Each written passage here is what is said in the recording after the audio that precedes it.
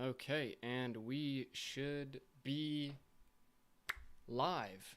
What's going on, everybody?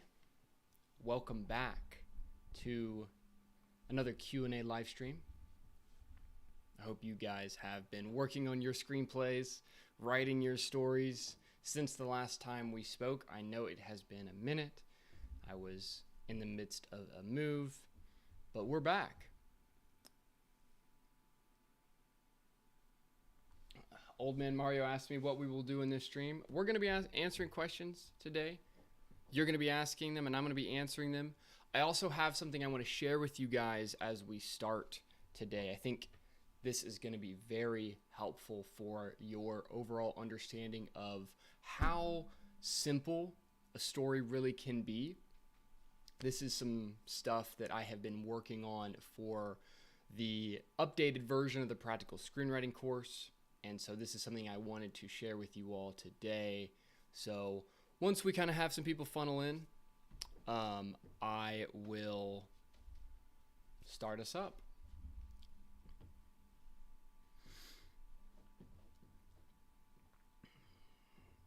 How's audio levels? You guys can hear me all right? What's up, T-Films, Old Man Mario, Complex Ace, Spear, D-Wolf, and Zilch? Good to see you all.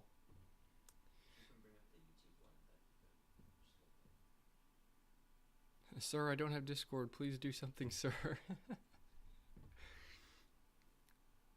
I can always tell who's from India. Okay, let's see.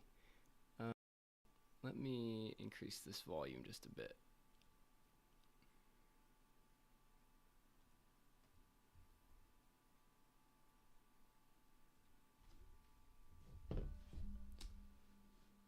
Is that better? Check, check, 1, 2. Let me know if that's a little better. Bringing it up a little bit.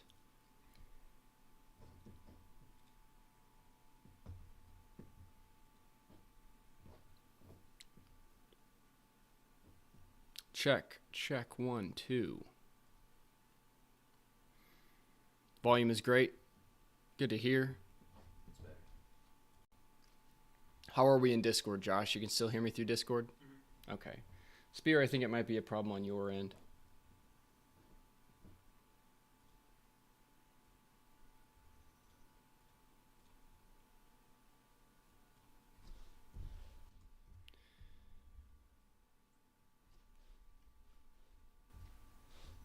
Okay. All right. So, I've got something I want to share with you guys today.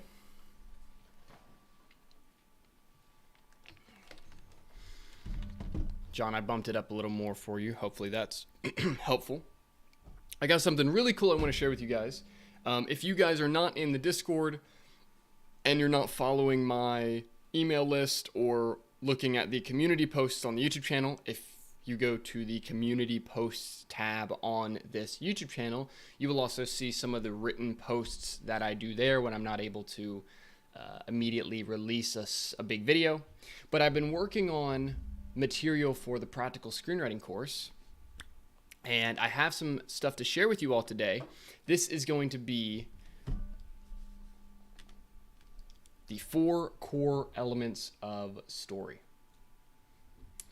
So let me share my screen in here, and let me show you guys my screen here. Can I do that? Okay. All right. So today I want to walk through the 4 core elements of story. This is something that has kind of blown my mind over the last few days as I've been realizing just how simple a story is and how simple it can be, and that you are very likely overcomplicating what needs to be going on in your story, and I hope to give you some clarity today. So, first, the first thing we're going to take a look at, Jaren, always linear is better than nonlinear. Almost every single time, linear is better than nonlinear stories. I'm a huge believer in linear stories. You want to write nonlinear stories because you have a confused head. And you don't really understand how to write, and because of that, you want to tell stories that are nonlinear. And the large majority of all of the movies that you enjoy, and essentially all of the books and any sort of media, like 98% of it is linear.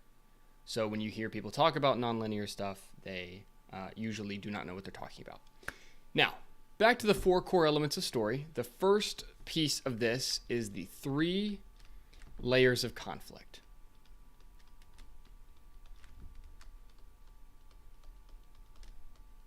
Now, what are the 3 layers of conflict?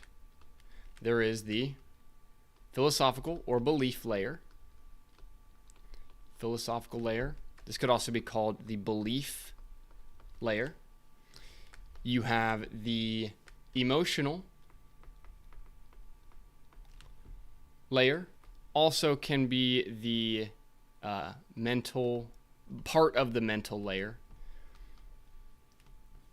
And then you have the external, which is the physical layer. So these 3 layers of conflict are present in every moment of choice in a story. So when you have a choice, all 3 of these layers distill down into one moment in your story where a choice takes place. Okay? Now, I want to show this again because this is a trinity, right? It's a 3-in-1, right? You do not have these 3 layers split from one another. So let me explain it again in this way. Let's take a character, or even just a human being, right? Like, we don't even have to be thinking in the abstract here. Let's take a human being. Let's take you. Okay, you are made up of 3 parts, 3 layers. Okay, you have your beliefs, your belief layer, your philosophical views, your worldview. Both conscious and unconscious beliefs create, ultimately, what is your soul, right? What is your essence of what drives you, what pushes you forward, what makes you make the types of decisions that you make. These things are your soul, right? Your beliefs are your soul, and you can think about it that way, right? And so we also have this internal conflict about what we should do externally, but internally it is a conflict about our beliefs. It is a conflict about which way is the correct path to go. Then we have our emotional layer, right? We have our feelings, right? And these feelings are in our mind. And so this is where we get your mind.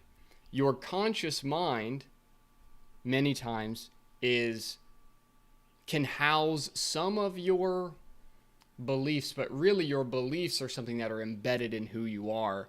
A lot of your unconscious actions and the unconscious reason you have thoughts and all of these things is more from your soul, more from your beliefs. And then your mind, your beliefs then create how you feel, create mental states, right? And that is attached to your mind.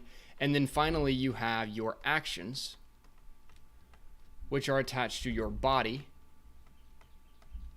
which is attached to what you do in the external world.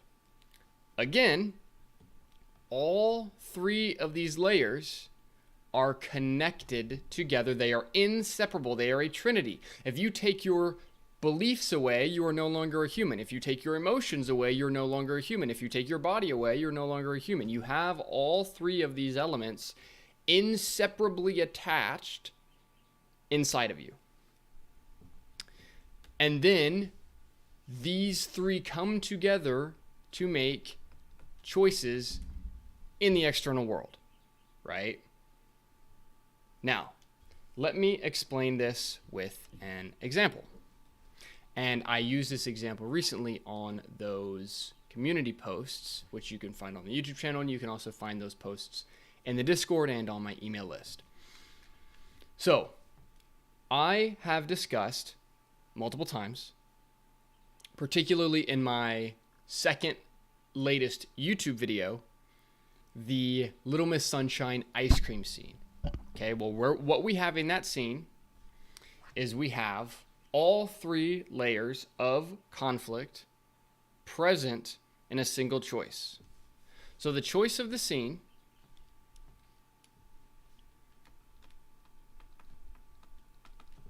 is eat ice cream or not. Let me pull this scene up so that you guys know exactly what I'm talking about here.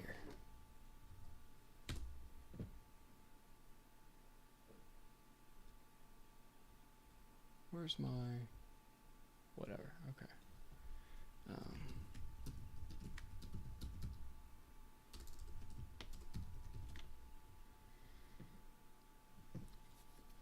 Right, so you know I've shown you this scene before.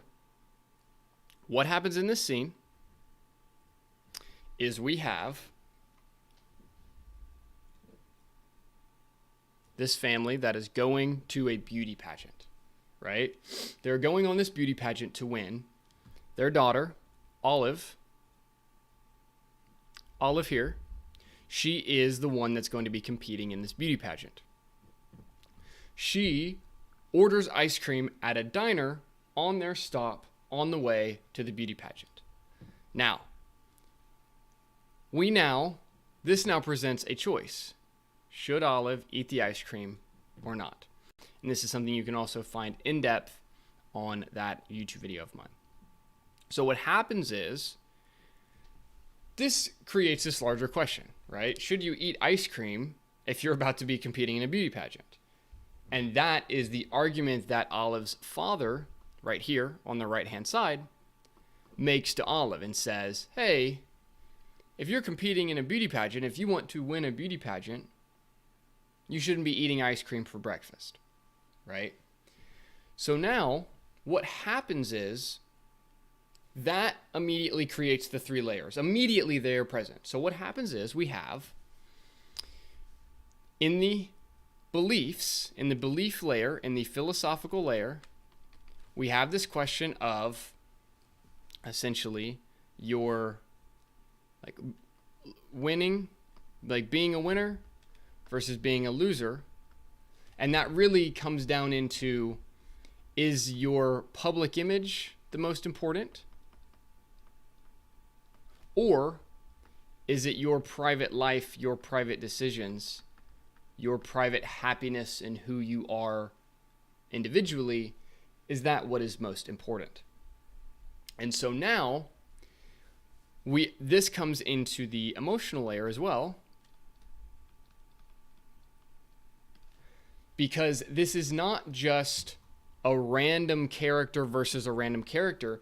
It is very important that Olive is the daughter of Richard. This is a family of people here, right? We have Olive, we have her brother, we have her uncle, we have her grandpa, we have her mom, we have her dad. This is a conflict between a father and a daughter. Father's on this side.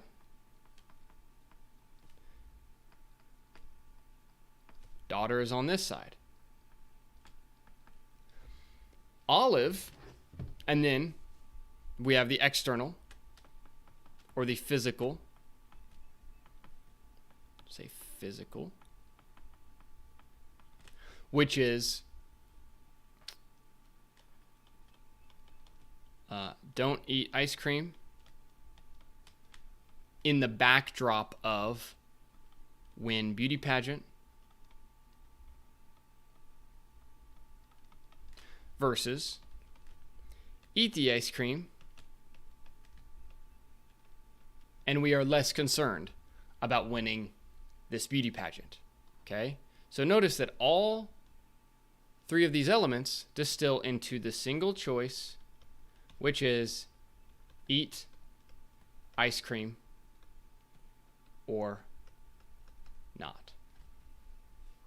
So a choice, a well-crafted choice in a story, is dealing with all three layers of conflict, all three layers of stakes that you are going to see in a story. They are not separate. Sometimes I see writers discuss, okay, I have a philosophical scene here, and then I also have an external scene over here, and then I have this emotional scene here. That is the incorrect way to think about this conflict. Okay? I see a question about would I say that philosophical and emotional conflicts are subcategories of internal conflict. So I would say that the philosophical and the emotional can both be internal. Philosophical and the emotional can both be internal conflict. However, they are also usually related to characters. They are related to other characters. Okay, they are not only internal, they are connected to other characters. Notice here, it is not just Olive's internal conflict in this scene about whether or not she's actually going to eat this ice cream. And the ice cream, where does it come? Right here. Thank you. Chamomile. And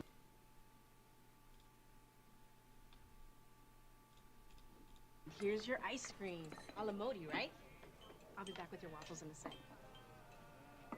Okay, so this is not just she is in internal conflict in this moment. However, that is not the only conflict that is taking place. Her father is giving her a look. See? He's giving her a look right now. She is not just in internal conflict. She is in both internal conflict and philosophical and emotional conflict with another character at the same time. And that's another key piece, because it is many times in a story, you're not going to have just your character in a dilemma that is inside of them and they're dealing with this issue in front of them. It is also connected to a character that is important to your main character, right? So this is where we get these three layers of, again, three layers discussing this, where we have belief of a character, need of a character, and want of a character. Okay? So the belief in this case is, so let's take Richard here. Okay? And I'm gonna, let me open my channel here.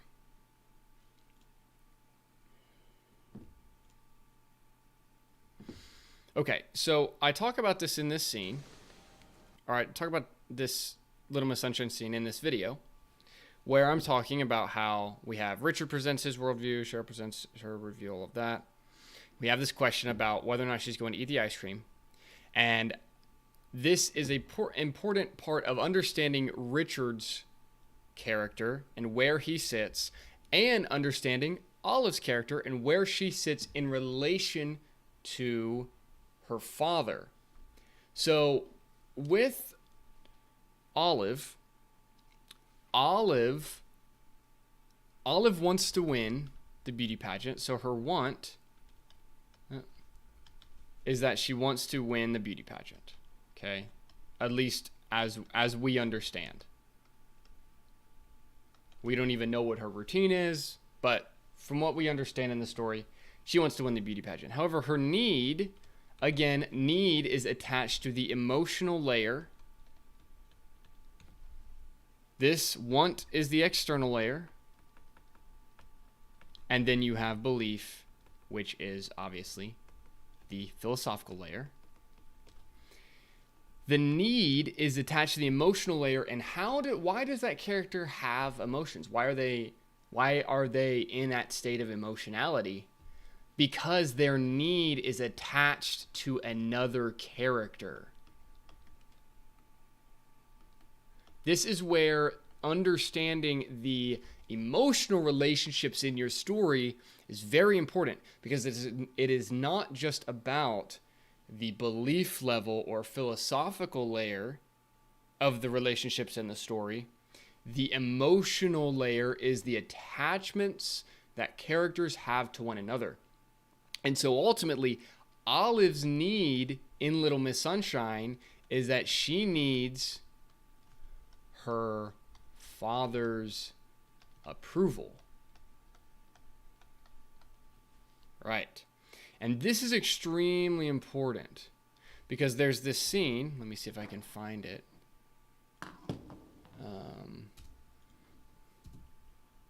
Dad hates losers. Here we go. Okay. So this is supposed to be very soon before the pageant is taking place. Grandpa and Olive are staying together in the hotel room. The other family members are in different hotel rooms. And we have this very important moment that happens. Or I believe it's right here. Am I pretty? Let me find it. No, I'm not. I'm Madeline. Brains, you're beautiful. Inside and out. Grandpa? What? I'm worried about getting copyright struck, but here we go. I don't want to be a loser. You're not a loser. Where'd you get the idea you're a loser? Because Dad hates losers. Whoa, whoa, whoa. Because Dad hates losers.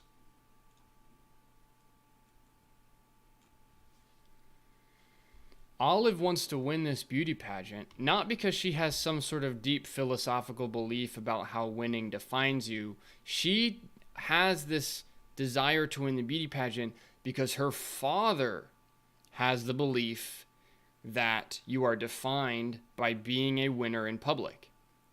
Therefore, Olive's need, and what creates her crying in this scene, is that she needs the validation and approval from her father. And so the need in your story, a lot of people get the need confused.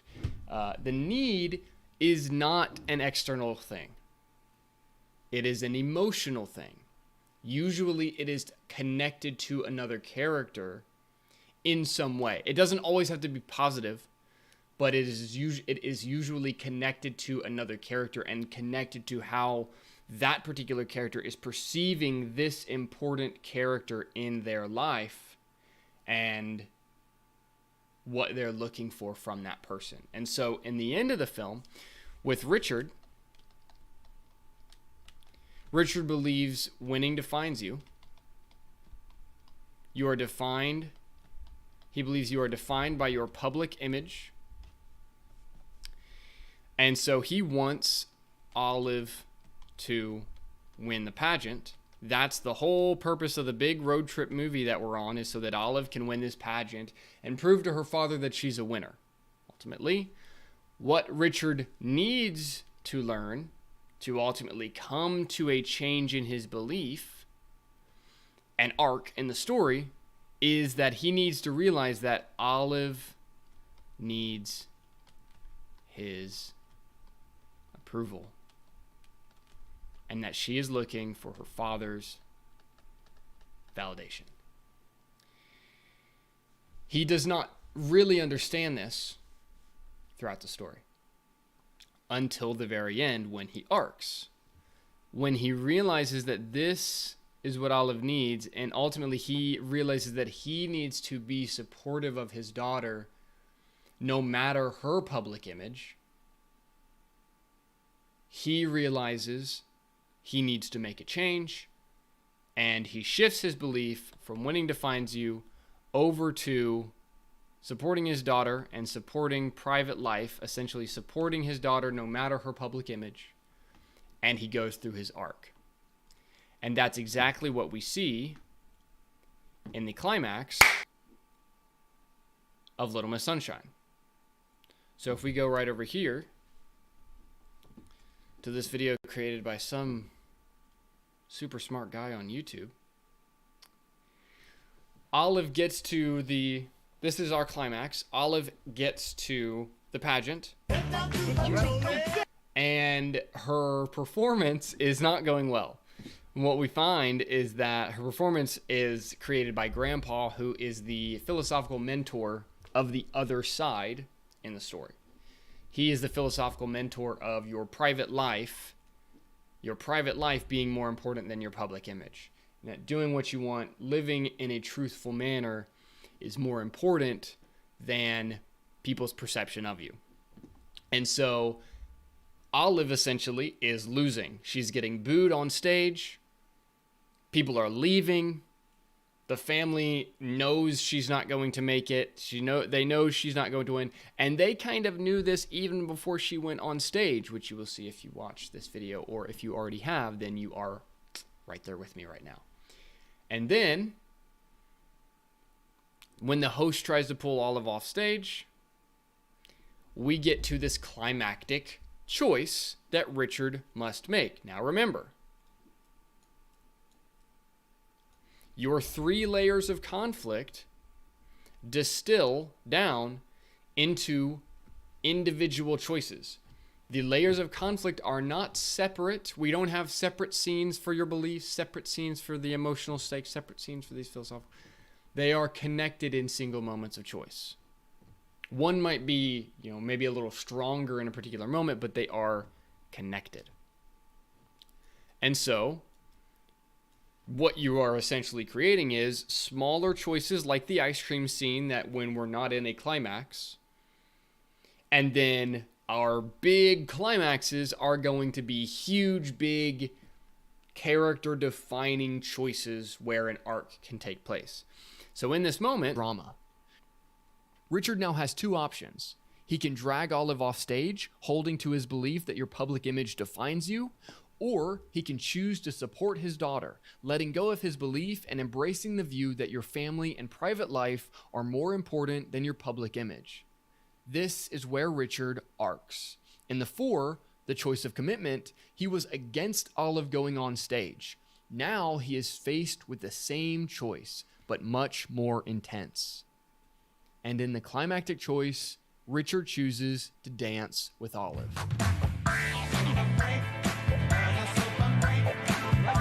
So notice that Richard's arc here does not happen through him sitting in a scene saying, you know what, I have realized that it's more important for me to support my daughter and rather than wanting her to win. And because of that, I have decided to change my opinion, and I have decided to support her in this moment, and that's what I'm going to do. That is not what happens. Why? Because that would be bad dialogue, that would be preachy, that would be a lame way to end the film. Instead, we are shown his choice because the writer, Michael Arndt, has set up a moment where Richard's choice is not him saying some words that express his viewpoint. His choice is a physical action that has been clearly set up, black and white, one way or the other, right? It's very clear. He has 2 options here. No one in the audience, no one watching the film is confused about what Richard's choice is. That is very hard to do, I will also add. Okay, a lot of writers want to write these stupid, nonlinear, confusing messes of a story, and they have no idea how much clarity is required to keep the audience engaged with the story. If a 10-year-old was watching this movie, they would have an exact understanding of Richard's choice. They might not be able to articulate it to you in a conscious left brain manner, but they have a clear understanding of what's happening. And that comes from clear, simple writing where you as the writer have to do this work to understand that there are 3 layers of conflict. There is beliefs in conflict, there are emotions in conflict, and there are physical elements in conflict. In other words, the beliefs in conflict are both inside of a character, internal conflict. Should I believe this? Should I believe that? There are emotional conflict internally, and emotional conflict between characters. I'm looking for my father's validation. I want his approval. Therefore, I am doing these things to gain that approval because I feel that because I respect him and this is what I need. And then on the same way, there are physical or external conflict, which is the conflict that you are actually putting a camera on at the end. And I think one of the reasons I really like the audio visual medium of storytelling, film, TV, is because it forces you to combine the three layers into a moment of choice where we can put a camera on the drama versus something like a novel, which can take place more in characters' heads, where we get more internal monologues and these kinds of things. That is a fine way of telling a story, but to me, it is much less interesting than actually physicalizing the entire story and making it clear enough to where you are able to present it visually without any narration, without any internal character dialogue or monologue. And we have a full understanding of the philosophies in conflict, the emotions, the characters' emotions in conflict, and the actual physical external conflict. Now, that is the first three of the 4 core elements of story. This is essentially how you understand how you take the 3 layers and how you create choices. And if you want to learn more about how you create choices and how a choice really functions in a story, you can check out my How to Write a Perfect Scene video here, where I discuss in detail choices, how they create scenes, and then I expand upon this idea in the How to Write a Perfect Climax video. Now,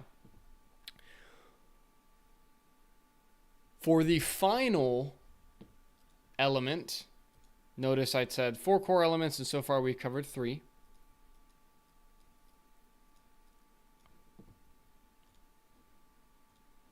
There is one more element that is the core element of story. I'll say, yeah. That is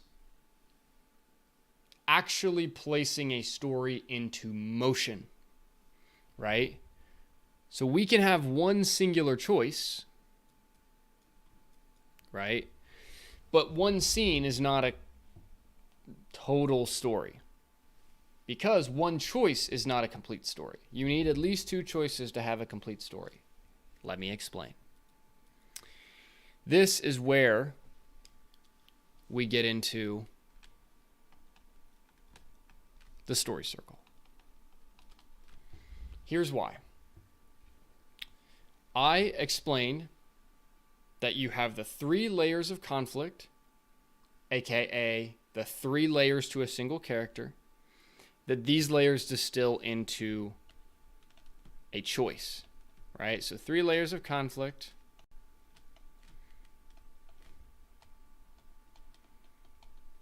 distill into a single choice. However, you need 2 choices minimum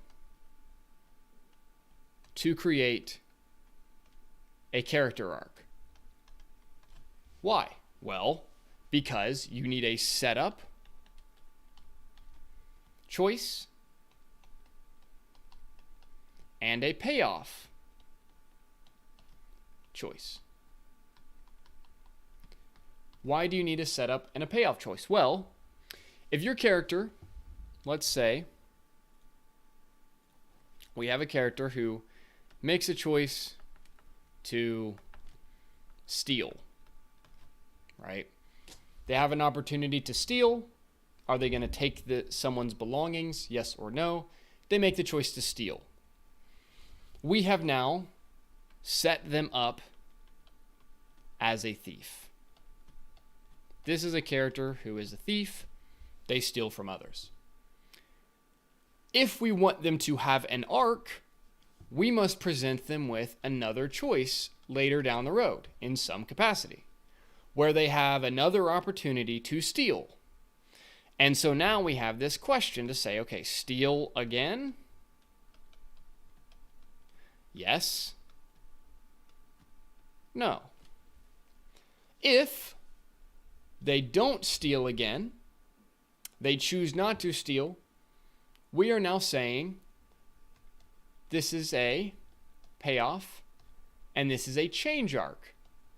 They have gone from being a thief to learning their lesson in some way. They decided not to steal again. They have a change arc. If they choose to steal again,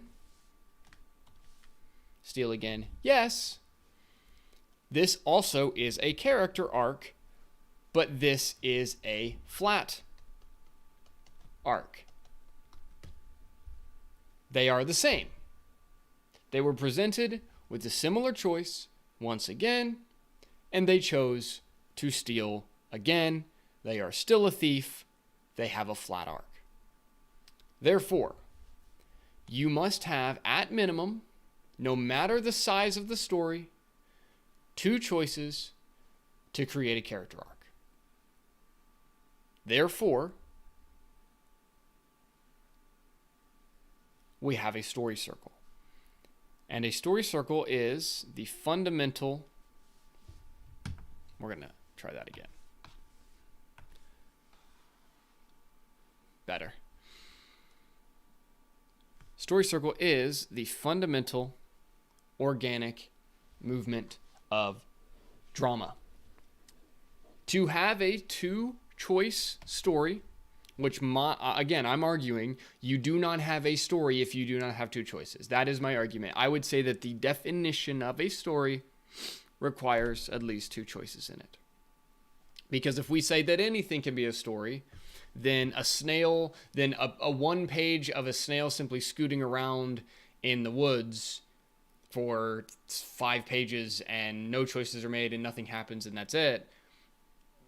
If we consider that a story, then we're just in crazy town and we have no structure to our definitions whatsoever, and it becomes totally unhelpful, which is where a lot of people, for whatever reason, are in their understanding of story. They walk around with no definitions whatsoever, and that is fundamentally unhelpful. Here, we use structured and clear definitions to understand what we are talking about so that it is helpful to ourselves and to others. Now, there are 2 choices in a story circle. There is a choice here at the 4, and there is a choice here at the 7. Therefore, already, this is a tool that allows us to create a complete story from my definition. Now, how do we actually get to a choice? Well, we need a choice to be presented. Well, how is a choice presented? Well, we need some sort of problem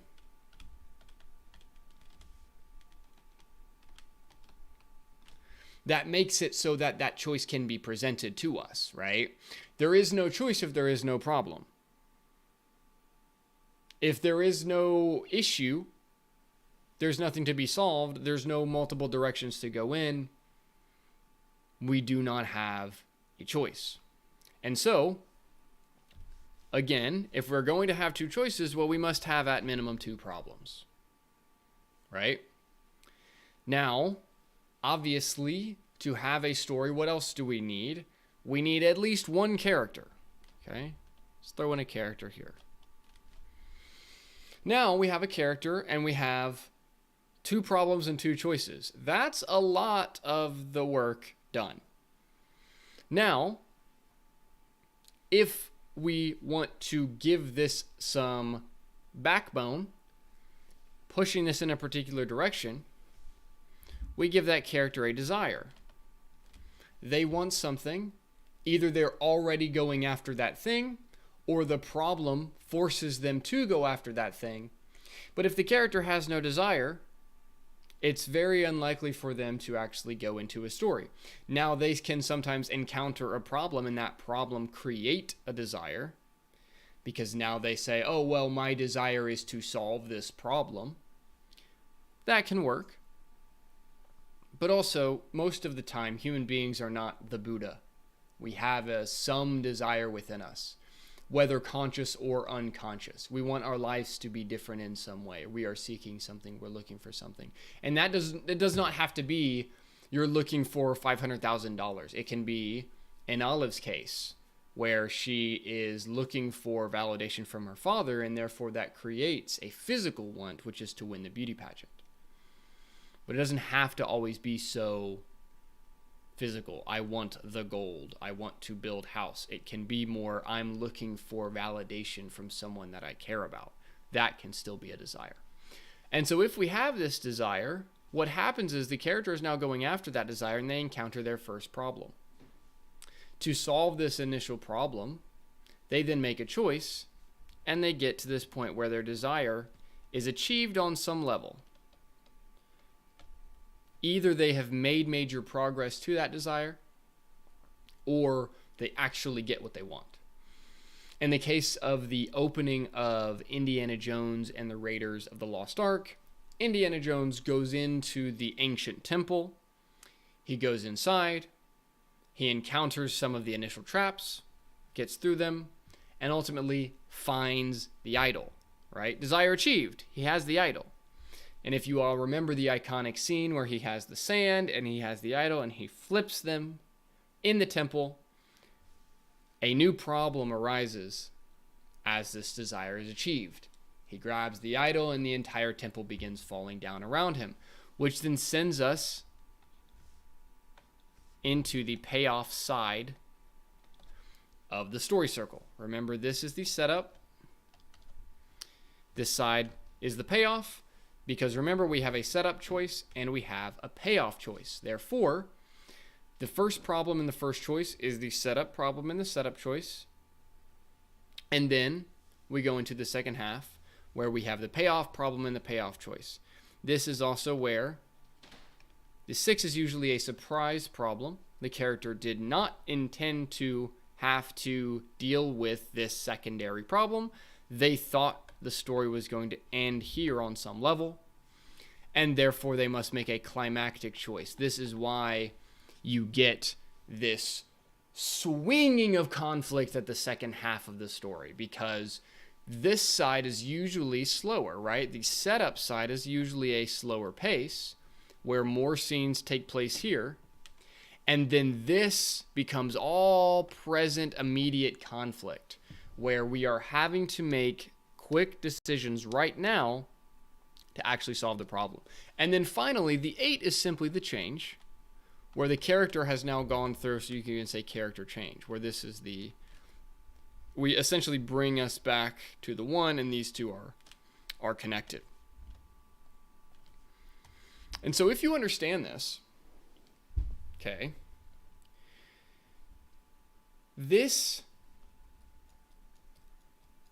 is story. Okay, I'm not looking at certain medium. I haven't said this is just for features, or this is just for sitcoms, or this is just for short stories. This is the core elements of story at large, in all shapes and in all sizes. And could you come in here and be like, oh, I want to be non-linear. I want to start with my surprise problem and then jump to the desire and then go to the climactic choice and then come back to the desire achieved. It's like, okay, you could create chaos like that if you wanted. But if you actually clarify your own mind, you clarify your writing, you will find that the core middle 80%, 90% of your story is going to be pretty linear. Because without that, it ceases to make sense in the minds of other people. And remember, your story is not to be some egoic trip of yours just to get other people to go, wow, how interesting. You're trying to connect with them on a belief level and on an emotional level through your story. So to summarize, there are 4 core elements of story.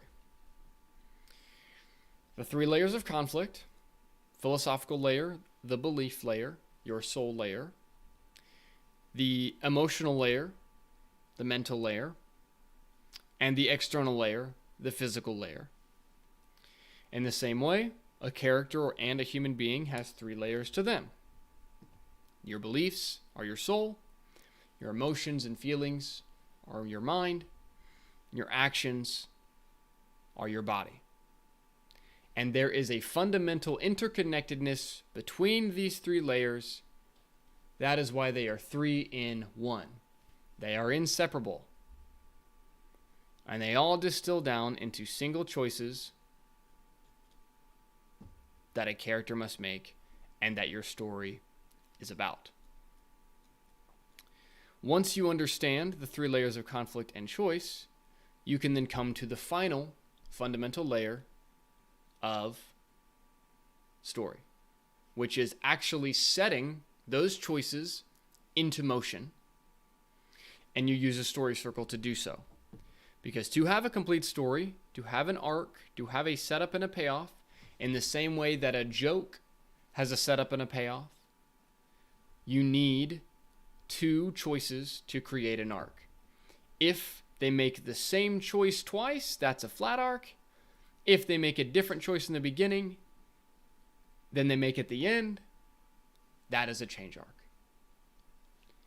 And then you can plot this in this manner here. And then you can use this to create stories of all shapes and sizes. If you have a 5-page story circle, if you have a 5-page short script, you can use a singular story circle to create that short script. If you have a 100-page feature film screenplay, you can use a story circle to understand the big picture, to understand your inciting incident, your midpoint, and your climax. Then you can distill each act of that screenplay. That screenplay will have 4 acts, 25 pages long each, if you have a 100-page screenplay. And each of those 25-page acts will be their own story circle, because an act is simply a story within a larger story. An act is not totally separate and totally different from the other acts. An act follows a similar structure because a story fractals down. It is the same big as it is small. When you get to the smaller elements of your story, you can use the same structural elements that you are using in the larger element of that story. And that is how you are creating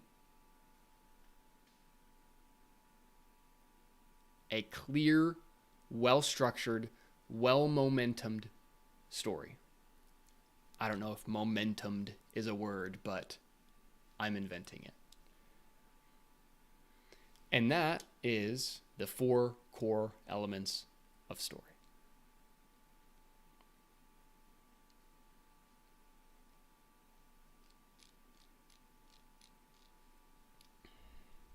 I'll be right back. I'm going to go grab some water, and then I will open it up to some of your questions. One moment.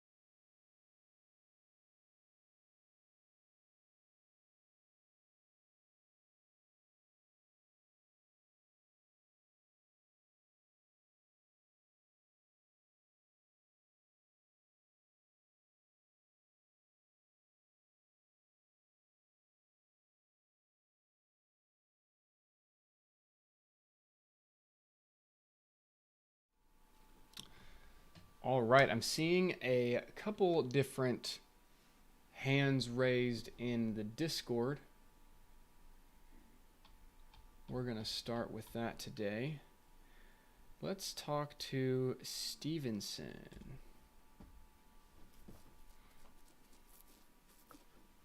Hey, Tyler, man. What's going on? You hear me? I sure can. Can you hear me? Yes, I can. Perfect. My mic is not too loud, is it? You're great. Okay, great, man. How was your weekend, man? I know it was busy because of the move, right? It was busy, but we're doing good on this side. What's your question today? Well, actually, I'm about to send you a Google document link Okay. because I have worked on developing a story framework for my story, Excellent. and I want to see what you think about it. It basically like see if I'm missing anything, how I can improve on my story, etc. Totally. Shoot it to me. Right? The hero's name. Okay. Gotcha. 1 second. Having a little bit of OBS issue here. Let me make sure we're good to go. Okay. All right. Looks like we are back on track. Excellent. Okay. So, Stevenson, walk me through this framework. Talk to me about what we're looking at here. Okay, well, basically, this is one of my stories for I'm developing. You know, a storybook, not a story for a movie or screenplay. Mm-hmm. And I really want to know your views on it and what I can improve on. I want to see what you think about it. All right. So let's start with your log line. When a notorious supervillain invades the island of Hiwasakan, That's it. the pyrokinetic guardian of the island must go beyond his limits to defeat this formidable foe before he destroys everything he holds dear. Okay. Okay, so we have kind of a hero versus supervillain fighting on an island kind of story here. Exactly. Okay. So the story's main character is a renowned warrior with pyrokinetic abilities who dedicates himself to maintaining the peace and stability of the island. He wants to maintain peace and stability. Okay. Talk to me about your philosophical conflict here. It seems like you don't have too much written here. Well, see, okay, that's the thing. That's one of the issues I ran through, because I think that I might have like explained or gone more in depth about the conflict through the characters and their beliefs. Mm-hmm. I'm not sure really how to like um, detail the conflict exactly. Okay. Let me ask you this. Is there, like, at the end of this story, what would you want to say? What would you want people to leave this story thinking about? Well, actually, morals of the story is actually at the very end of this document. Okay.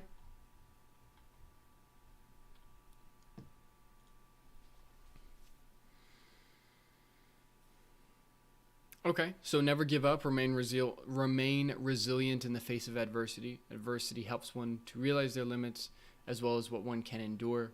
Enduring adversity leads to one's personal growth and development. Okay. Now, I know we are in public right now, but is there anything that you have gone through in your life that forced you to remain resilient that you feel comfortable sharing today? Yeah, well, yes, of course. Um, but not really revealing it in front of to the public. Sure. and also I don't know how to really like sum it up. I don't want to, it's kind of it's a long story. Okay. The reason I ask is the more that you're able to connect the philosophical conflict in your story to a conflict that you yourself have gone through, the more powerful that story is going to be. And so, if you have this story in your own life that Yes. you had to remain resilient, that pressured you in certain ways, as you were writing this story, I would ask you, how very specifically did that pressure you? What were the ways you were pressured? Was it through internal pressure? Was it other people in your life pressuring you? Was it uncertainty of the future that was pressuring you? And what were those things specifically? The more that you are able to bring that specificity into your story, the stronger your story is going to feel, because people will feel that natural reality of what really took place in your fictional story. Yes, of course. And I have thought about that, and I've also considered that well while writing this. I most definitely have. Cool. Very good. Okay. So Now, keep in mind. Oh, sorry. go ahead. No, keep in mind. Obviously, the conflict that this character goes through is way different than mine because obviously, like, I'm not superhuman, and I haven't been like in a like life or death like situation in which I have like superpowers and all that. But me and the main character both have gone through our share of adversity in life and had to endure and overcome it. Mm-hmm. Absolutely. And the reality is there is no such thing as superhuman. We are the most powerful force in the world. We are the highest consciousness that we can perceive in existence. And so your character having superhuman physical abilities in a story, all of that is just for show. All of that is symbolic. It is not like the real human experience is what's going to resonate with other people when they are reading your story or watching your story.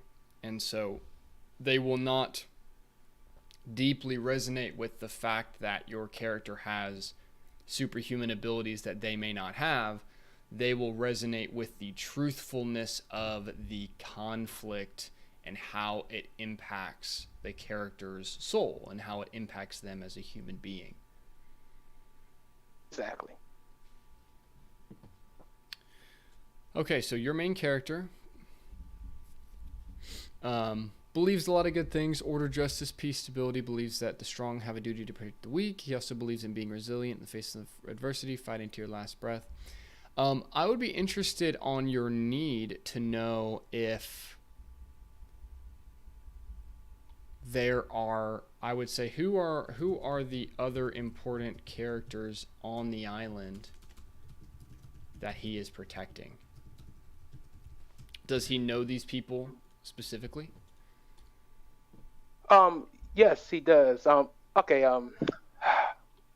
What's the best way to describe it? Have you ever watched a show called the Andy Griffin Show? Mm-hmm.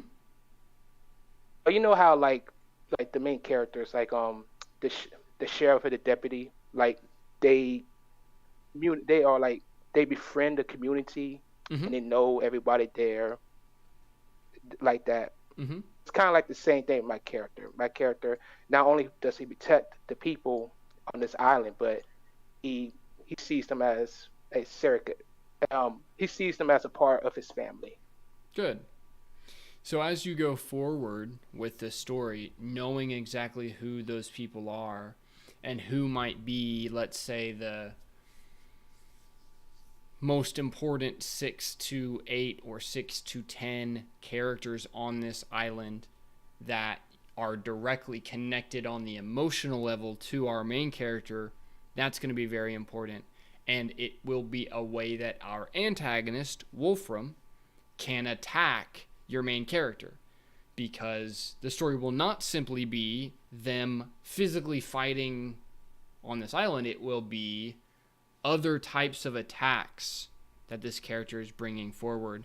Because again, just two characters who have super strength and superhuman abilities fighting each other in the sky is not what's going to resonate as deeply with the audience. What will resonate is the human element of how we conflict with each other, which is not only physical fighting, but also attacks on mentality, attacks on family, attacks on friends, attacks on these other things. Mm-hmm. Okay. And then you have your antagonist. He believes that adversity is an opportunity to realize one's full potential. He also believes in being resilient and facing in the face of adversity and fighting to your last breath. So it feels like they have the same belief. Yes. Basically, they are two sides of the same coin. The way. Mm-hmm.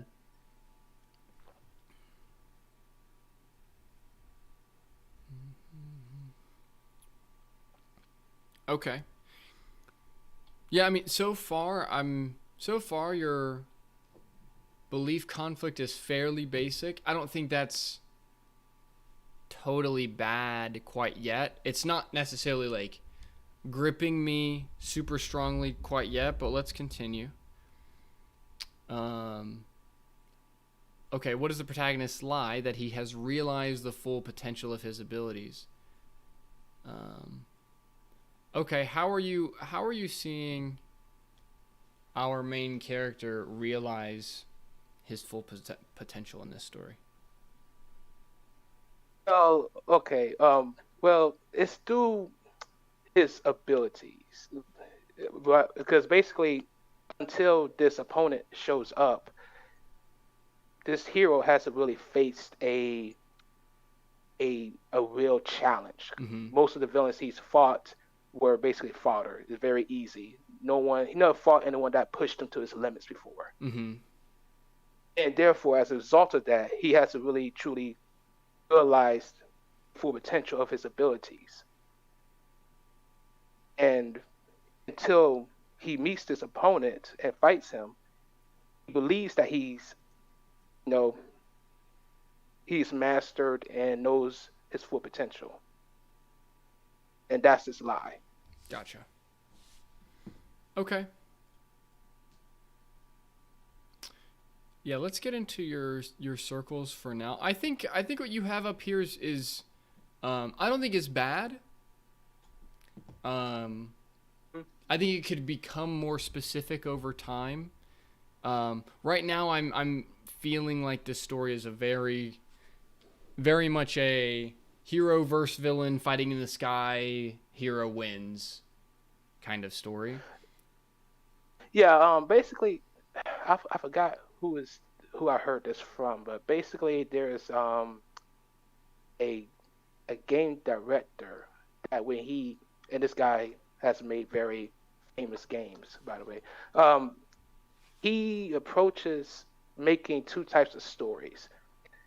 Stories in which the plot is very complex and the characters are either complex as just like the story, or the characters are simple, or make it a simple story with complex or endearing characters. Mm-hmm. And I kind of want to make that type of story, in which the story is simple, but the characters are enduring and / or complex. Okay. I like that. I think that's a good path to follow. One of the ways that you are going to make characters more deep is by character web, is by creating this world on this island that our main character is interconnected with. Because, you know, I'm not a big fan of the word oh, that character is so complex. I'm not a big fan of that. Sometimes that can be true. I know. But Yeah, I know. I think a more clear way to describe that is the character faces difficult, nuanced dilemmas because of their position in the world. And a lot of their position in the world is going to be how interconnected they are with the people around them. As well as another question that you could ask yourself is, how might your main character be connected to this villain? And who is the villain interconnected with? Because if we just have two characters that are strangers to each other, have no real connections to the worlds on either side of them, that's going to take a lot of that emotional depth out of the story. However, for example, in Star Wars, one of the most iconic elements of Star Wars is the simple fact that Darth Vader is Luke Skywalker's father, right? This is one of the most, no, I am your father, right? One of the most quoted lines in cinema history. And it is a very simple concept that is being conveyed in that line, which is the hero of our story has a direct family connection to the villain of our story. And so as you are wanting to create this story that is externally very simple, like you're talking about, when we want to create those layers in that depth, those layers in that depth will be coming directly from the interconnectedness of the story. And so the more that you get clarity on your philosophical conflict, which I think also can gain some depth right now, and the more you add characters in the world that are connected to our hero and our villain, the more depth and the more quote-unquote complexity you are building into this story. Okay. And question before you continue. In the Dark Knight, Batman and the Joker, how are they like connected? Good question. So they are not connected in the sense of an emotional relationship, in the sense of they are strangers to one another. But that's also Joker's whole thing in the story, is that he is the single anomaly. So if you want to create your villain in this story like a Joker type character, where he is the anomaly, there is no one connected to him, you could do something like that. However, within the story, he then gets connected with the mob, and so then his whole character web is connected to the mob the entire story. He doesn't have a emotional relationship with them, of course, but from the very beginning, the Joker, like even the first scene in The Dark Knight is Joker stealing from the mob. And then the next time we see Joker, what's he doing? He's meeting with the mob. And then right after that, he's communicating with the mob. So already immediately, he is intertwined with a portion of our character web, even though he is not on an emotional level someone's father or someone's son or someone's husband or anything like that. Batman, on the other hand, does have those relationships, right? So Rachel is his closest emotional relationship, and Rachel becomes this focal point for the story because she is also connected to Harvey Dent, and she's connected to Alfred, and she is the target for Joker because of her closeness to Batman. And so in the same way, that midpoint in The Dark Knight where Joker captures Harvey and Rachel, it's so strong and so emotional specifically because of Rachel's connection to Batman, to Bruce Wayne. So, okay. In the same way, sorry. Your characters, especially your hero, they need some level of those emotional connections so that we can have our character Wolfram attack him. Okay. And also in the Dark Knight, would you say like Batman and Joker are connected like on a philosophical level? Totally. Absolutely. Okay. They are. So Okay. go ahead. No, go ahead. Go ahead. They are each other's yin and yang. They are each other's connection in the sense that what Batman represents ultimately is the uncontrolled, fully funded, you could say, intelligence agency that is connected to the law and believes that he is a upholder of that law, but he gets to exist in the shadows and he gets to exist without oversight, and he essentially becomes this super powerful wing of the law that the traditional criminals, like the criminals on the street or the mob, cannot handle because he is like outside of them. Okay, gotcha. And then Because go ahead. Joker becomes the antithesis to that idea, right? He essentially becomes like the super terrorist because he becomes the balance against this entity that is able to exist outside of the law, right? Batman has no jurisdiction. He'll find him and make him squeal. That's the whole idea, and that's the balance that Joker is bringing forward. Okay, gotcha. Because okay, glad you broke that down for me. Because in this story, basically I want to have the hero and the villain's connection to be philosophical. Because I don't know if you read it. I don't think you read the villain's want, but basically the villain is trying to find, because this villain he's basically been fighting all his life, and he lives for battle. He's obsessed with battle, and like I said in his belief, he believes that battle and adversity is an opportunity to realize one's full potential. And he wants to find an opponent that's capable of pushing him to his limit, to the point that he can unlock his full potential. And so when this villain is fighting hero, later on during the fight, he realizes that the hero is very similar to him in the way that both of them are very powerful. They both haven't really met a real challenge. They both have the potential to realize their full potential.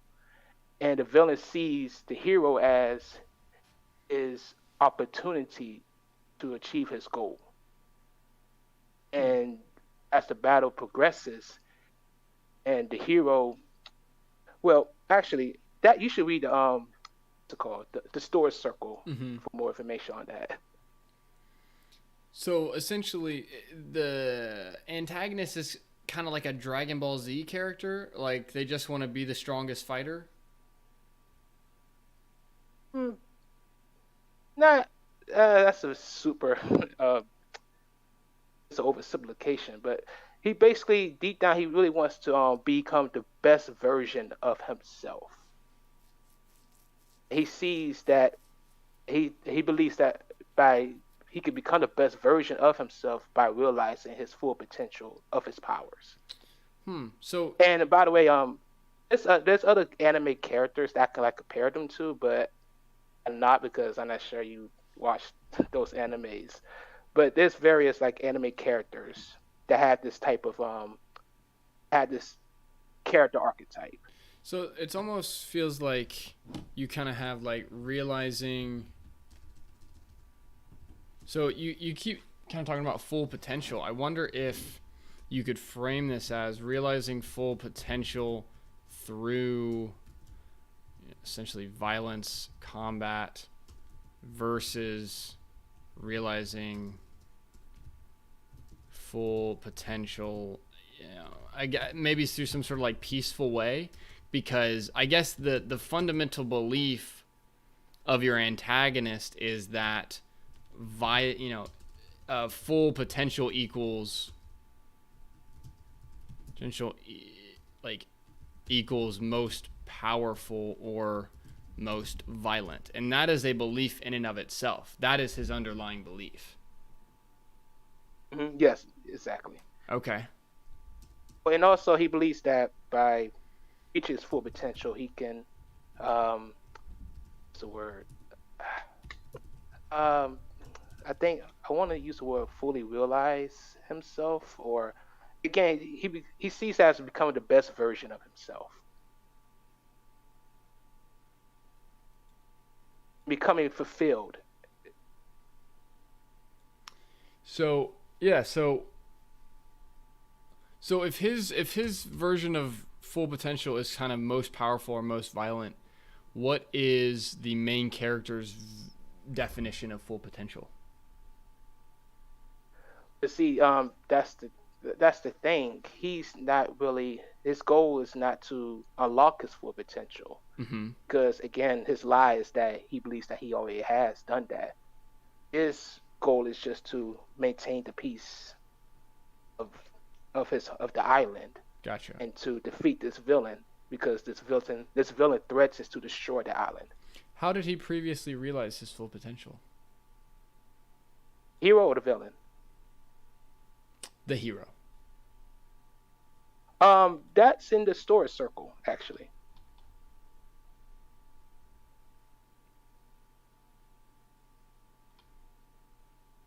No, so before the story starts, Oh yeah. he believes that he has already realized his full potential. How did he get there? What was the story that led to him believing that?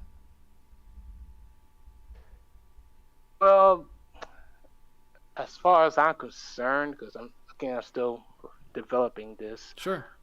Basically, he's fought numerous other villains and criminals before, and throughout all these fights, this character is basically, he's a prodigy with his abilities, and he's basically honed his powers to the limit.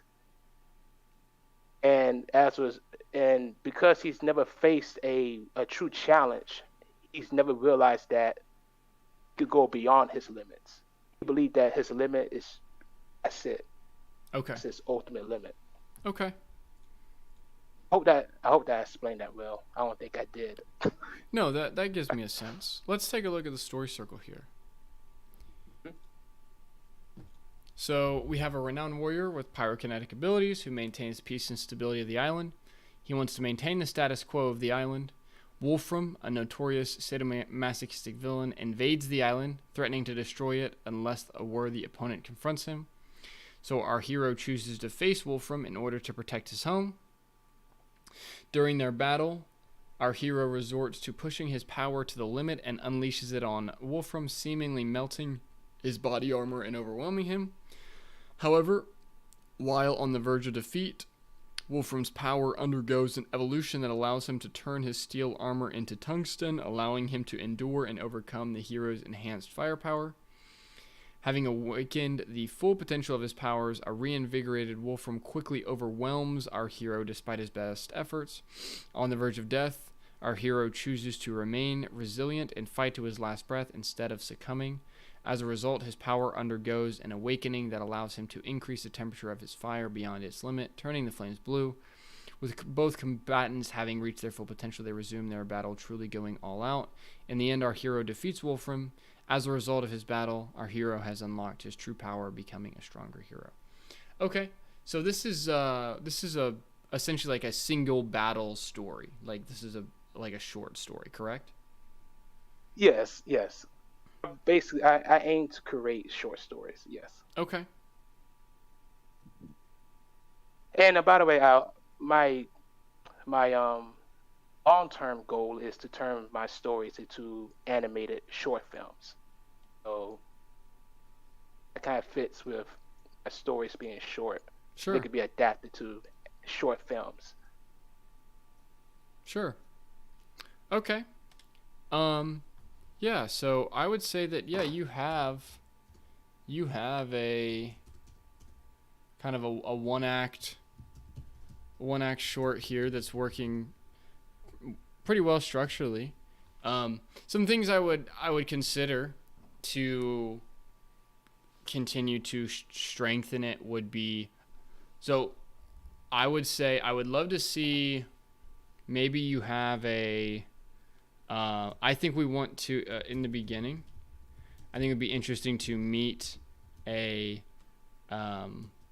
comfortable, and I'm just gonna call him Hero since you don't have a name, right? So like, Yes. it'd be interesting to meet him in very comfortable, as in like almost like lazy comfortable, because he's been winning so much, this sort of thing. I think also it would be interesting if you had,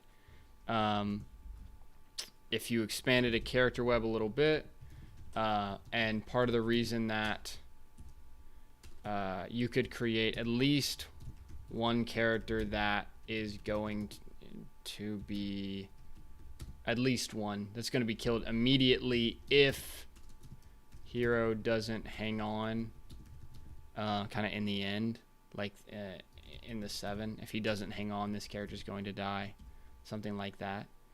But yeah, I mean, I think it's fairly, from the structural perspective, I think it's working. I think you have something that's right now, I mean, I would love to see, you were mentioning wanting to create more complexity in the characters. I think that you definitely have a very simple short story here. Yes. And that's not necessarily bad. I think that's a great start. And then That's. Oh, sorry. go for it. Oh, that's also because I've seen, again, like, anime is like one of my biggest like inspirations when it comes to like stories.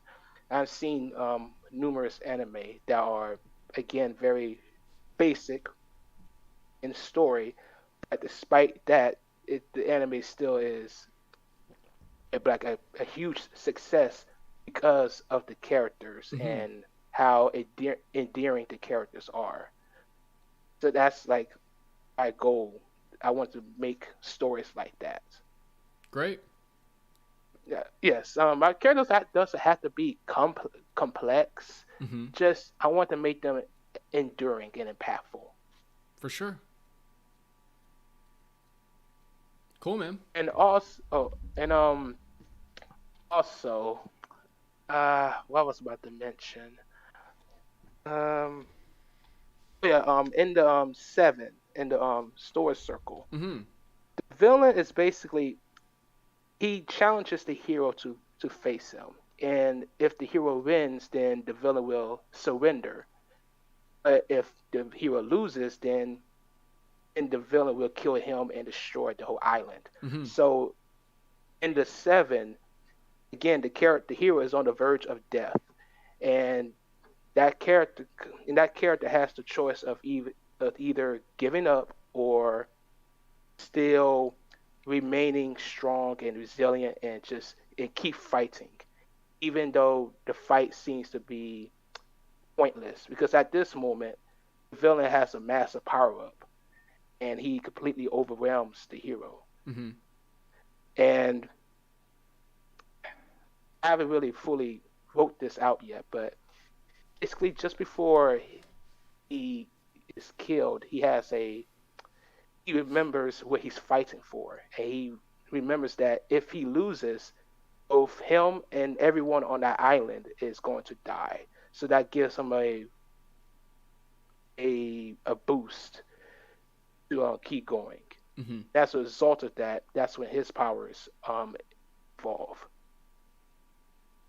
Yeah, my only issue with that is that it's very, very obvious what his choice needs to be.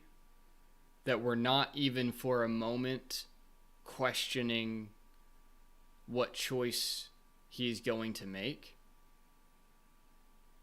That, I think, is my only issue with it. Okay, gotcha.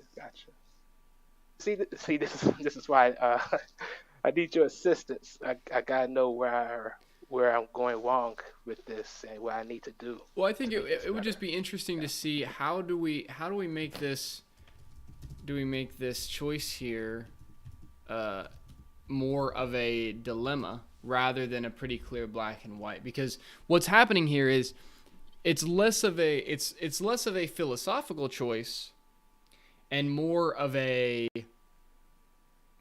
physical choice, right? Can his body and his mind physically withstand the attacks, which is emotional and physical?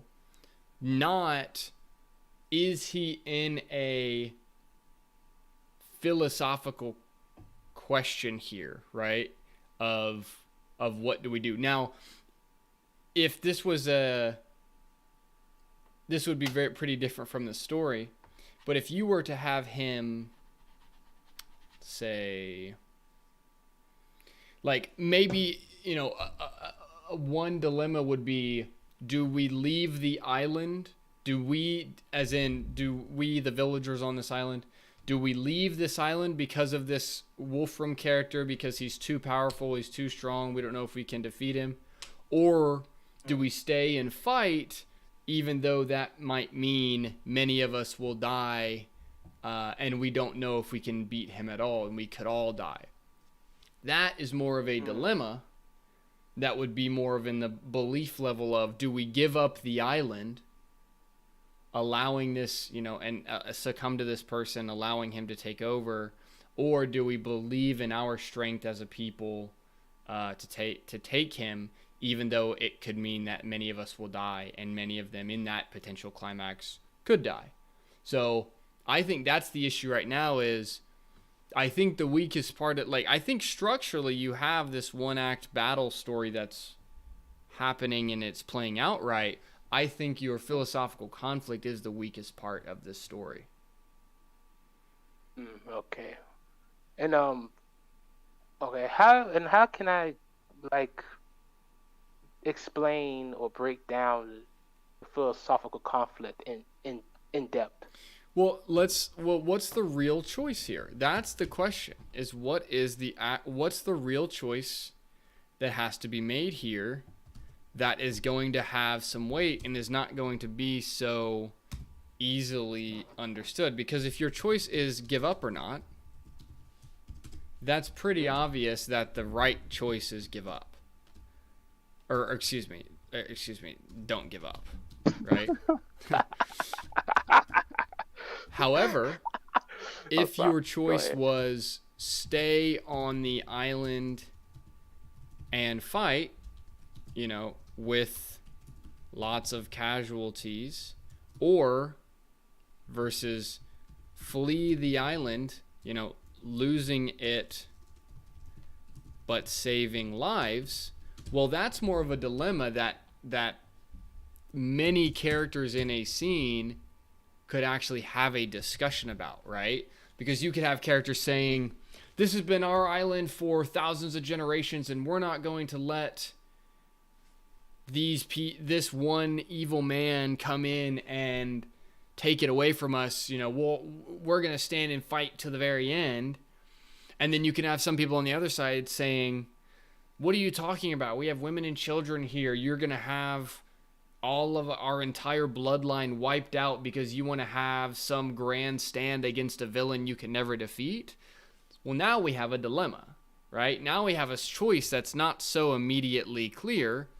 And now the audience is interested in, okay, what choice are these people actually going to make in this moment? Because now it's not so obvious. But give up or not, that's a pretty obvious choice. Okay. Question.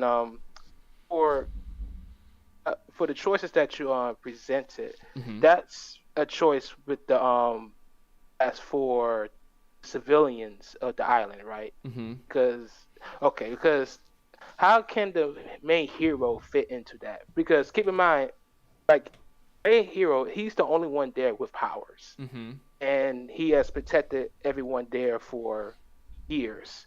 So it's basically all bets are on the hero. Because they know that, because everyone knows, including the hero, that basically no one stands a chance against this villain. So that's, and by the way, as with knowing this, I should have put this in the story circle, but in the very beginning, when he chooses to fight the villain, he takes him like to the outskirts of the island, away from the village, away from the people, in Right. order to avoid collateral damage. Right. All of this is super convenient for the hero, and he seems super in control the entire time, and things aren't really going bad for him, right? Like, he's able to take the villain to the outskirts. No civilians are involved. He has the powers, and so it's just a one-man versus one-man fight. This is why I'm saying this level of interconnectedness in the story can also be very helpful for the philosophical conflict, because then it's not just one man versus one man. And like, you know, there's definitely some awesome animes with some really interesting philosophical conflicts, but a lot of the ones that I have seen that do have interesting philosophical conflicts is not the one man army stories. They are like a Death Note or a Full Metal Alchemist Brotherhood. These kinds of stories have a character web. And that's why, like, making stories with just two characters, no matter the genre, whether it's a romantic story or an action story or whatever, more characters create more dilemmas, right? Because the reality is, if it's just, let's say that let's distill this story down into a more real life version, right? Where you are at your house by yourself and an intruder comes in. Well, if you're at your house by yourself and an intruder comes in and you have some sort of weapon or whatever, you can very easily say, screw this guy, I'm going to fight you in my house. You can't come into my house because it's only your life on the line. You're the only thing that's at stake. However, if you have a family and an intruder comes in and suddenly you go out and you see that your intruder has grabbed your son by his hair and is holding a knife to his neck, well, now you have a very, very different story. And that is much more dramatic and much more frightening because the stakes are way higher. It is not simply you versus one other man.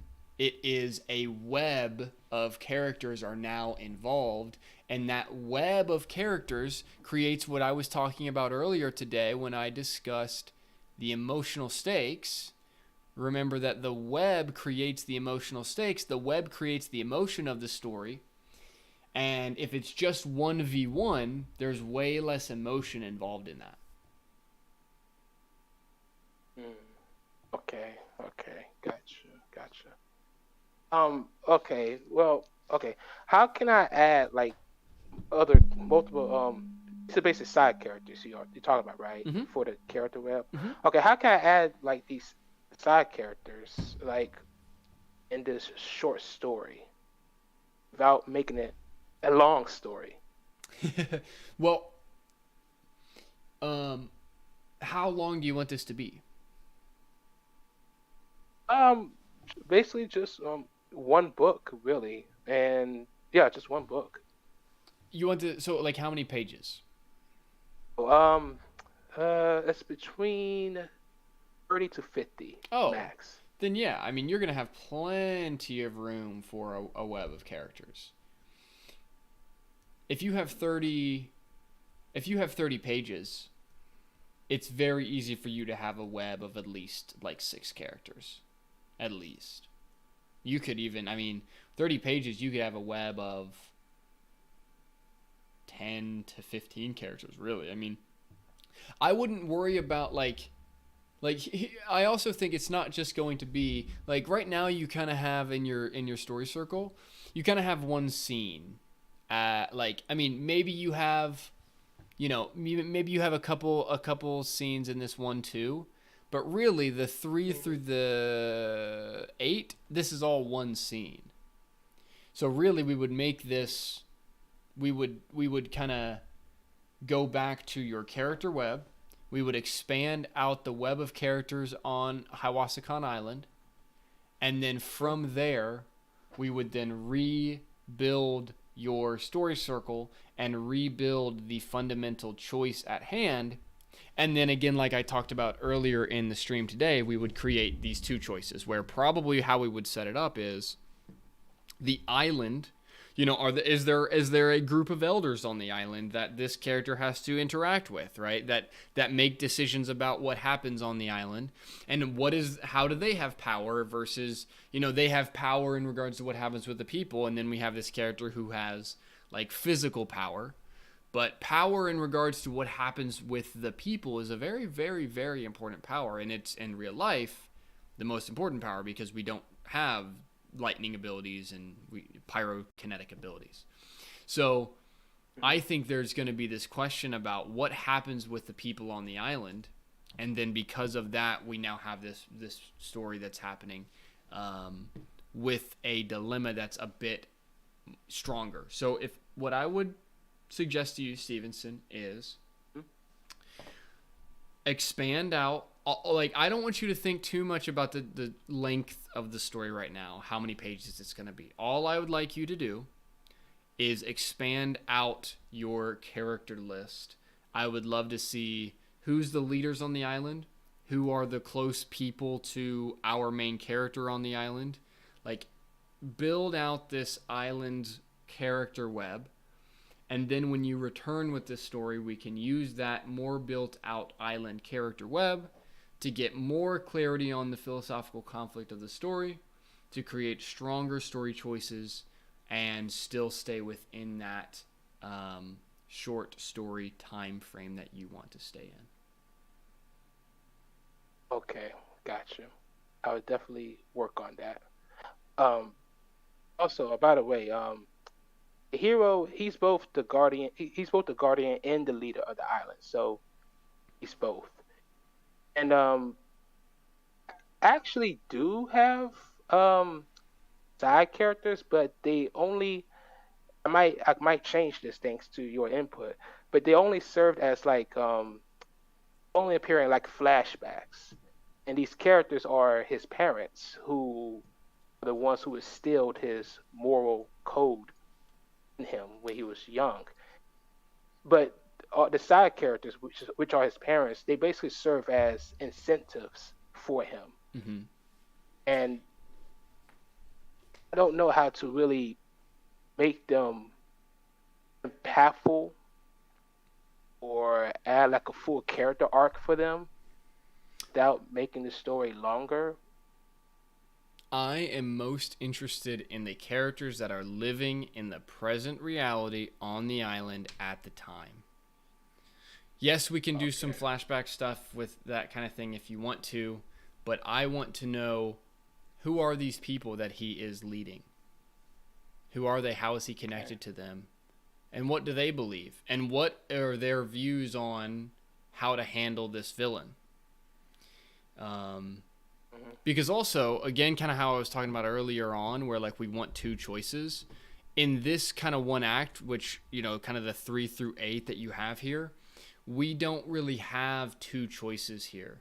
We have one choice, which is fight the bad guy and make sure we win. And that's kind of what happens. And that's why right now we're not feeling that emotional turn in the story that's going to really give it that deeper layer, because there's not a choice of what to do about this villain that's happening before. It's just sort of give up or not in the battle. Clearly we do not give up. He wins. Like, I think this can be useful, and this might even be your climactic scene, but I don't think it is the entirety of your story. Okay, gotcha. And by the way, because the choices you had like suggested for like the citizens of that island, Mm-hmm. I could do that, but the thing is that a villain, like when he invades the island, like it's sudden, like no one knows that he's coming. He just suddenly appears there Mm-hmm.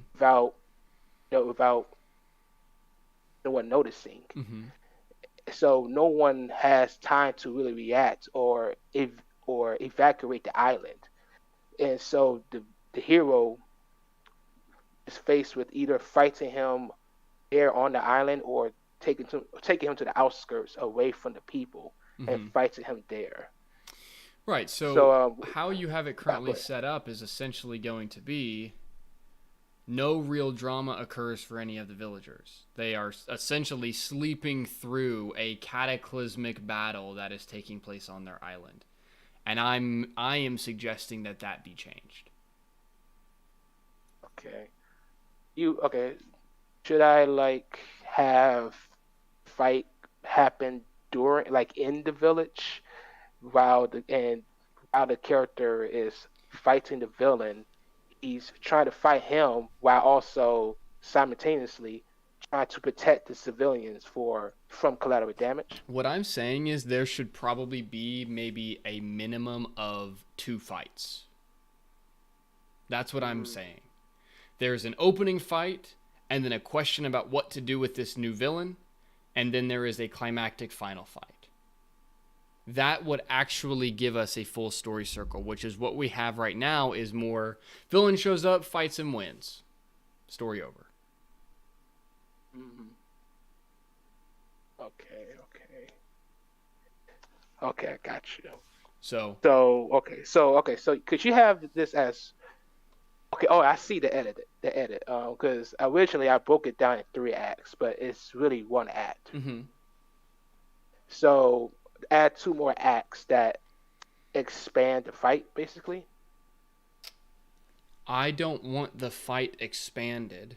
I want a story. So here's what I'm saying. Let me type this out under your version. This is what I am positing for you. And if you because right now I don't think you have a full story. So we have hero wants to defend island. Number 3 is Wolfram shows up. Maybe he captures someone from the village. Maybe he doesn't actually get into a fight with our main character yet. And then he says something like, I want you to fight me, because he wants to realize his full potential. That's his desire, like you discussed. So now we have this debate that takes place. And again, I would highly recommend you watch this video, the How to Write a Perfect Climax video, to see this. We have this debate, which is essentially, should we fight this guy? We're probably going to have to if you go with this idea I just threw down that he captures someone from the village. Should we fight this guy, or should we evacuate? Maybe they know about it. Maybe they know this guy is super dangerous. Maybe they heard of him destroying another, nearby island's hero was killed by this guy. He's too powerful. And so then we have this question of, what to do. So you could have a version where they choose to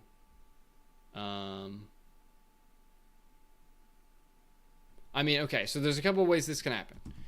Let's say they choose to evacuate. Okay? So then the 5 is evacuate the island. But then let's say Wolfram burns the island and doesn't give up his hostage.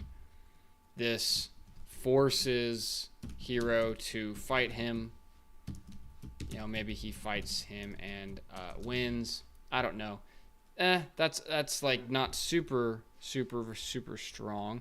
Another version would be, I think maybe the one that makes more sense is choose to fight him while the other villagers go hide in safety.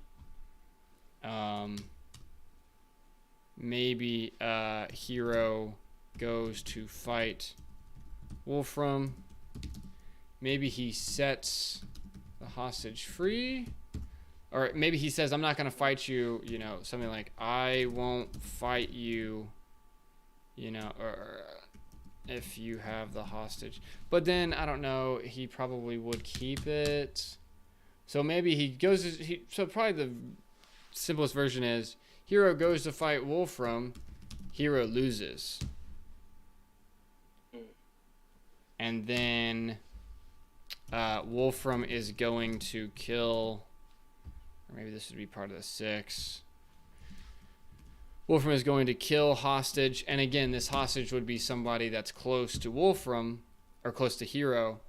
Hero gathers his strength, and then again, I think this is another where like elder of the village maybe like energizes him somehow, maybe has some sort of power, because now we have elder, now we have hostage, now we're actually building out our character web a little bit.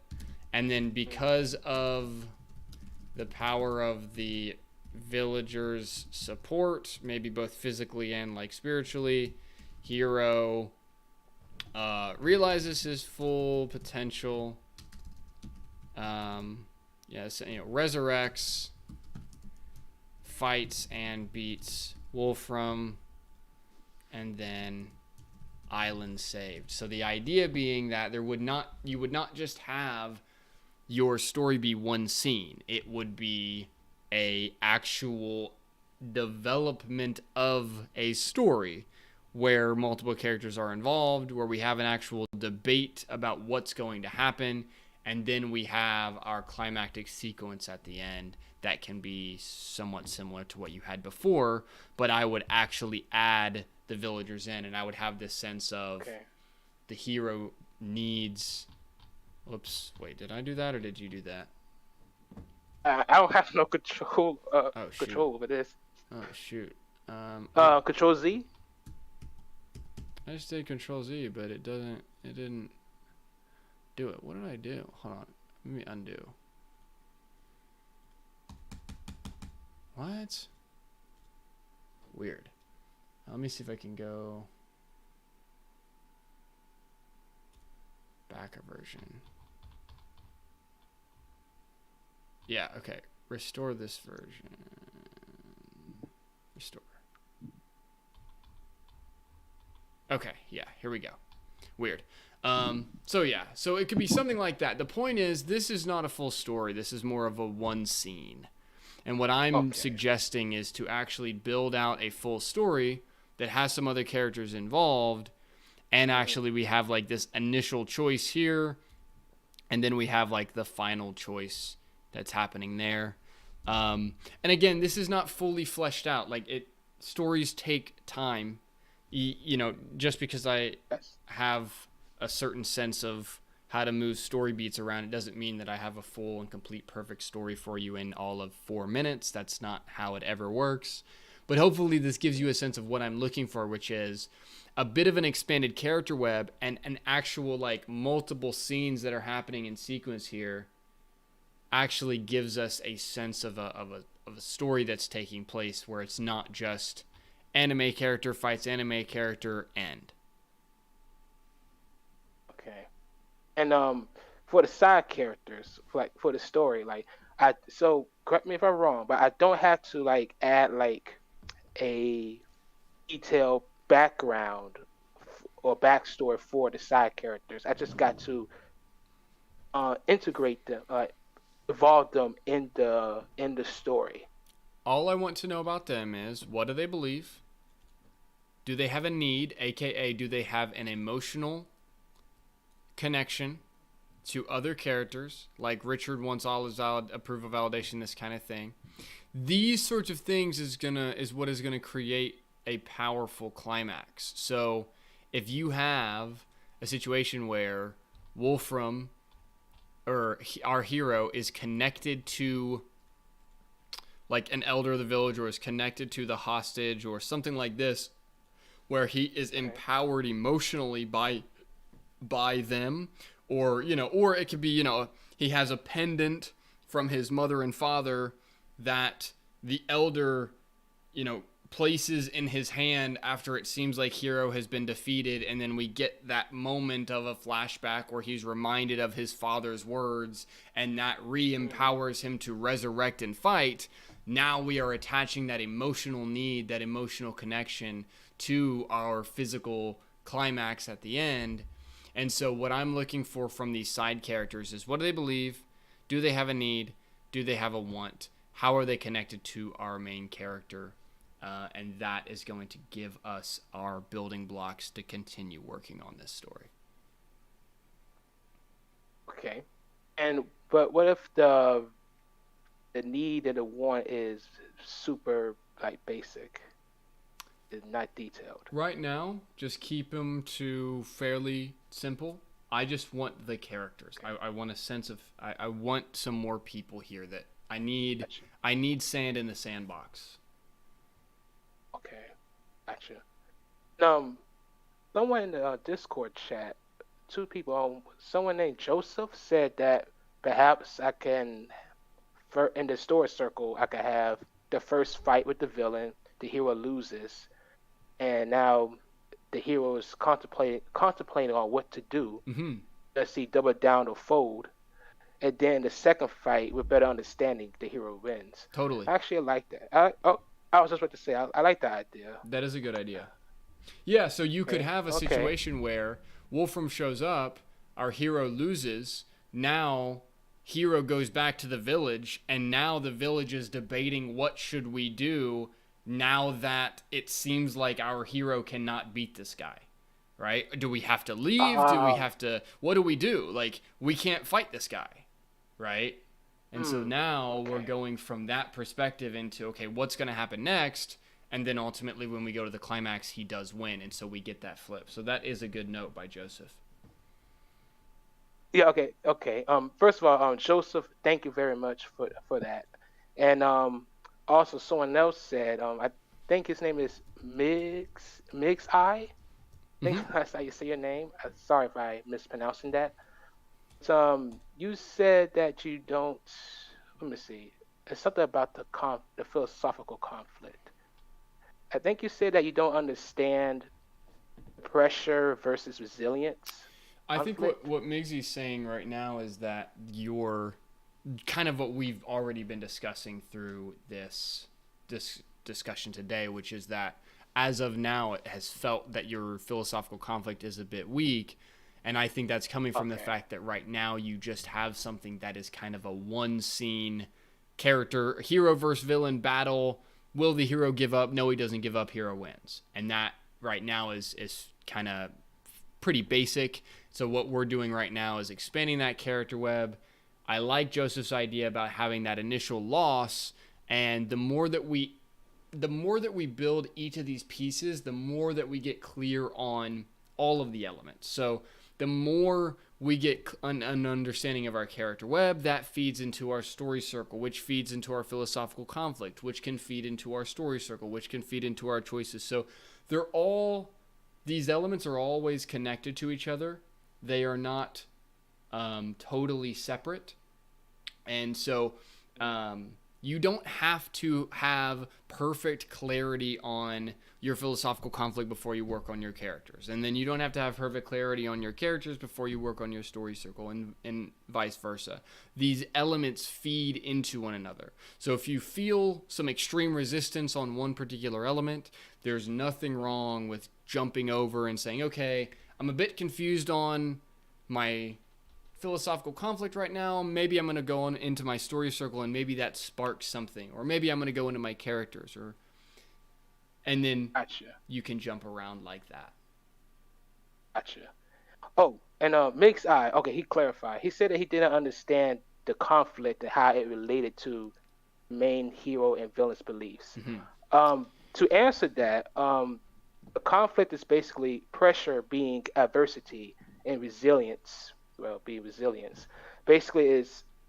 So again, when faced, I think it's still right now, it's still not quite there. I think to close today, I would focus on building out that character web, understanding how those characters are connected to our main character, implementing in the idea that you liked and I agree with of the hero losing in the beginning, and then we have this question of what the island is going to do. And then from that, we can continue forward on getting clearer and clearer on what that philosophical conflict is going to be. If you want to write more explanation into the document as to how you're seeing the pressure versus resilience. I think that is a good idea. But I think this is going to be the right stopping point for us today. Thank you so much, Stevenson, for bringing this document forward. This has been a lot of fun. Yeah, thank you for going through it. I wish I could afford that course. If I could, I'd be there at a heartbeat. No worries, But man. I appreciate you coming to the live stream. Continue coming here, and we'll continue working on it. Thanks so much for hopping on. All right. So I'm going to go ahead and wind things down at that point today. Hopefully you guys have learned something. Stead, I know you had your hand raised, and I know Matthew Shovel, you also wanted to have your story circles looked at. I know Mary, you have your hand raised. I will be streaming again tomorrow, same time, and we will be getting into your questions first thing. Next stream, Stead, we can start with you. Thank you all so much for coming to the stream today. This has been very fun for me. I hope it has been productive and helpful for you. I will be streaming again tomorrow, same time, and I look forward to seeing you all there. If you want to learn more, check out the YouTube channel or check out practicalscreenwriting.com. If you want to participate in the live streams as Stevenson did today, or if you want to participate as Joseph and Migsy did by giving suggestions to the person that is bringing their story forward, I highly invite you to join the Discord, and I will see you next time. Thanks so much for hopping on the stream.